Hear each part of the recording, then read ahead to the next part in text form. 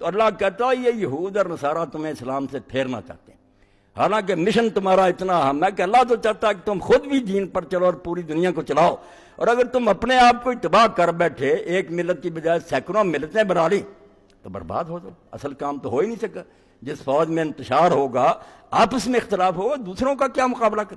اس لیے اتحاد پر اسلام نے سب سے زیادہ زور دیا۔ آپ دیکھتے ہیں اتحاد کے لیے کیا حکم ہے، اگر کوئی اوپر کے سیاروں پر چلا جائے یا فضا میں چلا جائے اور جو نماز کی صفیں بنتی، نماز کا وقت آتا رہتا، ایسا ہے انتظام، کہیں سورج طلوع ہو رہا، کہیں غروب ہو رہا، کہیں زوال، 24 گھنٹوں میں اذان ہو رہی ہے، ایسا جغرافیائی نظام۔ اور جب صفیں ہوتی ہیں دائرے کی شکل، مرکز کیا؟ ایک طرف کو منہ ہے سب کا، جس کو کہا جاتا بیت اللہ، یہ اللہ کا گھر، یعنی منہ کر کے پوری امت ایک طرف منہ ہے کہ ہماری ایک ہی منزل ہے کہ اللہ کو خوش کرنا، ہمارا جو مقصود ہے اللہ، ہم اللہ کے گھر کی طرف منہ کرتے ہیں، ہماری زندگی صرف ایک نصب لائن ہے، لا مقصود ہے اللہ، کوئی نہیں چاہتے، نہ ہم دولت، نہ اقتدار، نہ کوئی وجاد، ہم یہ چاہتے ہیں کہ وہ اللہ خوش ہو جس کا گھر ہے، سارے گول دائرے کی شکل میں کہ سب کا منہ ادھر کو ہو، سارے ادھر منہ کرتے اور ایک ہی زبان میں نماز پڑھتے۔ اب ذرا وہ منظر دیکھیں کہ 50-60 لاکھ آدمی مکہ جمع ہوتا ہے، ایک امام کے پیچھے کھڑے ہوتے ہیں، بیت اللہ کی رخ طرف اللہ اکبر اکٹھا ہوتا ہے، سلام اکٹھا ہوتا ہے، پوری دنیا یہ نظارہ دیکھتی، مگر ہم اس سے سبق نہیں نہ لیتے، اس بات پر رہتے نہیں جو اتنا بڑا مظاہرہ تھا کہ تم دیکھ لو فرقے بھی ہو، اب بھی یہاں شیعہ ہیں، بریلوی ہیں، دیوبند، سارے آئے ہو، مگر ایک ہی لباس ہے، ایک ہی ترانہ ہے، لبیک اللہم لبیک۔ اور یہی بات اللہ پاک نے فرمائی کہ صرف سبق دینے کے لیے، ورنہ اللہ کہیں نہیں رہتا، وہ مکے میں اس کا کوئی مکان ہے، کوئی گھر نہیں اس کا، وہ تو جدھر تم رخ کرو ادھر ہی ہے، مگر صرف وحدت کے لیے کہ تم ایک ہونے کا ثبوت دو دنیا کو کہ ہم سب کا منہ ایک طرف، ہم اللہ کو مانتے ہیں۔ اس لیے حج بیت اللہ کے بارے میں اقبال کہتا ہے یہ کیا ہے؟ طاعت سرمایہ جمعیت ربط اوراق کتاب ملت، جیسے ورق بکھرے ہوتے ہیں پھر اس کو ایک ڈور سے باندھ دیا جاتا ہے، وہ ایک کتاب بن جاتی ہے۔ یہ ملت کے جو اوراق ہیں انڈونیشیا سے لے کر امریکہ تک، حج کے موقع پر ان کو ہے اس طرح کر دیا، ایک ملت، ایک ہی جگہ اکٹھے، ایک ہی طریقہ سے بات کر رہے ہیں، ایک ہی، مگر بھول جاتے ہیں سب۔ رمضان شریف بھی ایک زمانہ میں رکھا، حکیم صاحب نے کئی مرتبہ یہ بات بیان کی، مولانا مودودی صاحب نے توجہ دلائی کہ سارے سال میں جب کچھ آتا روزے رکھ لیتا، نہیں، ایک مہینہ مقرر کیا کہ سب رمضان میں اکٹھے رکھو تاکہ سارے عالم اسلام پر ایک کیفیت داری، پوری دنیا دیکھے کہ جہاں بھی مسلمان ہے یار ایک ہی نشہ اس پر چلا۔ اس لیے اللہ تعالیٰ نے فرمایا بڑا انعام کیا تم پر کہ تم ایک امت ہو، ایک رسول ہے تمہارا، ایک کتاب ہے، ایک رب ہے، اور یہ بڑا مشکل کام تھا جو صرف میری توفیق سے ہوا۔ تم دشمن تھے، طرح طرح کی دشمنیاں، مذہبی دشمنیاں بھی تھی، خود یہود کے فرقے، نصارہ کے فرقے، صرف ہم مسلمان بھی اس لعنت میں نہیں مبتلا، ان کے بھی فرقے ایک دوسرے کے دشمن تھے، رب بھی ہیں، ایک دوسرے کے گرجے جلاتے ہیں، قتل کرتے ہیں، کافر سمجھتے ایک دوسرے کو، نکاح رشتے نہیں کرتے، اسی مصیبت میں دنیا پھنسی ہوئی۔ یہ نسلی گروہ بھی تھے کہ یہ جو ہے عرب ہے، یہ عجم ہے، یہ فلاں ہے، رنگوں کا چکر ہے، امیر غریب کا فرق، یہ تو سارے تفاوت جو تھے اللہ کے رسول نے پاؤں تلے رون دی، نہیں کوئی نہ یہاں کوئی امیر غریب ہے، نہ اپنا بیگانہ ہے، جو اللہ کے دین کو مانتا وہ تمہارا بھائی۔ اور بھائی بھی ایسا، صحیح بخاری میں آتا کہ حضرت سیدنا عمر رضی اللہ تعالیٰ عنہ کہتے تھے کہ ابو بکر ہمارے سید ہیں، سردار، اور ہمارے سید کو انہوں نے خرید کر آزاد کیا، بلال رضی اللہ عنہ،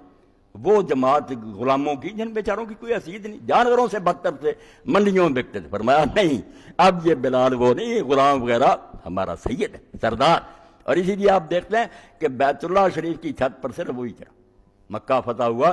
چھت پر چڑھایا، وہاں اذان دی اس نے، اور کفار جو تھے ان کے سردار بچے کچے بیٹھے تھے حرم میں اور آپس میں کہہ رہے تھے یار ہمارے باپ مر گئے، اچھا ہوا کہ انہوں نے اس گدھے کی آواز نہیں سنی، نعوذ باللہ۔ اور حضور پہنچ گئے وہاں، کہا اب بھی بکتے ہو، اب بھی شرم نہیں تمہیں آتی؟ ہاں، پھر معافیاں مانگنے وہاں چڑھایا، اور بیت اللہ شریف کے اندر داخل ہوئے۔ آپ دیکھ لیں حدیث کی کتاب میں پڑھیں، نہ ابو بکر گیا، نہ عمر گیا، نہ علی گیا، نہ عثمان، کوئی حضور کے ساتھ نہیں، کوئی ان میں سے نہیں تھا، یا بلال تھے یا اسامہ تھے، غلام زادے، یہ دونوں حضور کے ساتھ، آپ نے ان کو شرف بخشا۔ تو اس لیے اسلام نے یہ اتنا بڑا کام کیا، کافر بھی مانتے ہیں، تاریخیں پڑھیں، وہ کہتے ہیں واقعی یار محمد صلی اللہ علیہ وسلم نے جو کام کر دکھایا، اتنے پھٹے ہوئے لوگوں کے دل میل دیے، یہ صرف انہی کا کام، اور یہ اللہ کا نبی کر سکتا، ورنہ کیا طریقہ کا اتنے دشمنوں کا آپس میں بھائی بنا دی۔ تو فرمایا اس کو گم نہ کر بیٹھنا، تمہارا جو کام ہے وہ تبھی سر انجام پائے گا اگر متحد رہو، اگر آپس میں پھوٹ ہوگی تو کیا بنا تھا پھر؟ بغداد جب تباہ ہوا کون نہیں جانتا کہ ایک دن شیعہ حملہ کر دیتے سنیوں کے محلے پر، تباہی کے دن ایک دن سنی حملہ کر آپس میں مر رہے، اور بلا لیا پھر ہلاکو خان کو، خود ہی کہہ دیا ابن القمی وزیر نے کہ آؤ قبضہ کرو،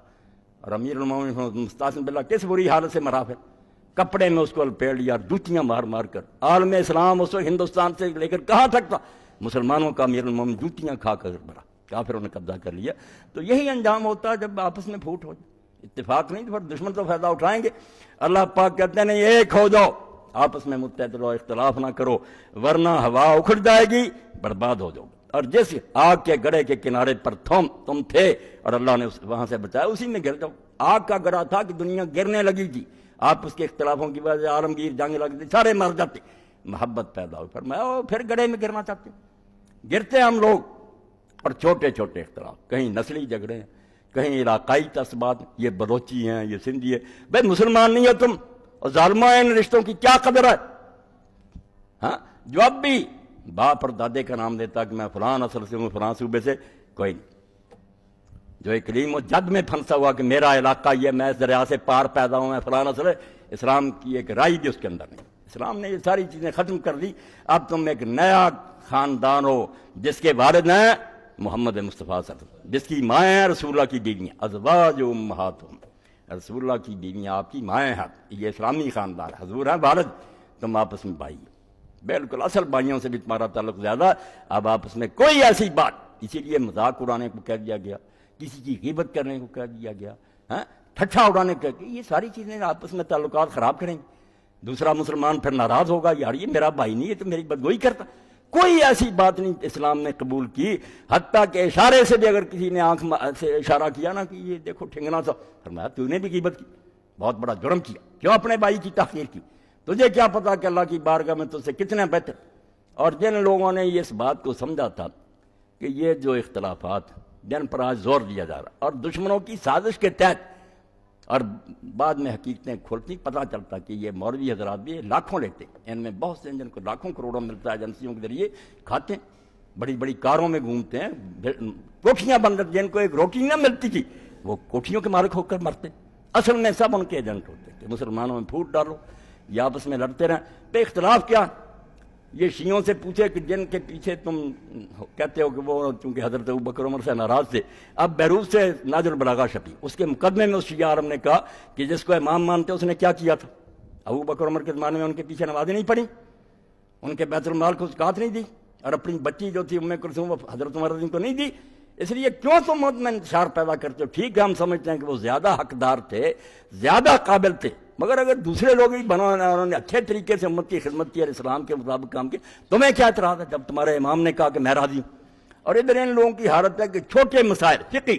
کہ وہ ہاتھ یہاں باندھتا وہ یہاں باندھتا، خدا کے بندے یہ نہیں سوچتے کہ تمہاری ان حرکتوں کی وجہ سے لوگ اس نماز ہی چھوڑ بیٹھے، ہمارے اپنے بیٹے بے نماز ہو گئے، وہ فکر نہیں تمہیں یہ جھگڑا کہ اس کی نماز ٹھیک ہے اس کی، وہ پھر کئی لوگ بہانہ بنا دیتے، جب یار پتہ ہی نہیں کس کی نماز ہوتی ہے تو کیا پڑھیں؟ کیسا انہوں نے ظالموں نے بہانہ لوگوں کو مہیا کر دیا۔ میں بات ختم کرتا ہوں کہ دو عالم، خود مولانا نور شاہ رحمۃ اللہ علیہ نے یہ واقعہ لکھا اور اس کا حوالہ دے کر مولانا محمد یوسف بن نوری رحمۃ اللہ نے ترمذی کی شرح معارف السنن میں لکھا۔ دو عالم بڑے، ایک شافعی ایک حنفی، ابو عامر حنفی تھے، ادھر کفار تھے، امام تھے اپنے زمانے میں، اکٹھے ہوتے، کوئی مرگ ہو جاتی یا کوئی دوسرا موقع جمع ہوتے، لوگوں کو پتہ ہوتا کہ وہ دونوں عالم آئیں گے۔ اس طرح کی لڑائیاں نہیں تھیں جیسے یہ بیوقوف کرتے، علمی اختلاف ہوتے، قلم دعاتیں لے کر لوگ پہنچ جاتے تھے۔ عیسیٰ علیہ السلام کی محل سن، بجائے پڑھنے کے قرآن خوانی کرو، کسی نے کوئی سوال چھیڑ دیا کہ اس پر بات کر،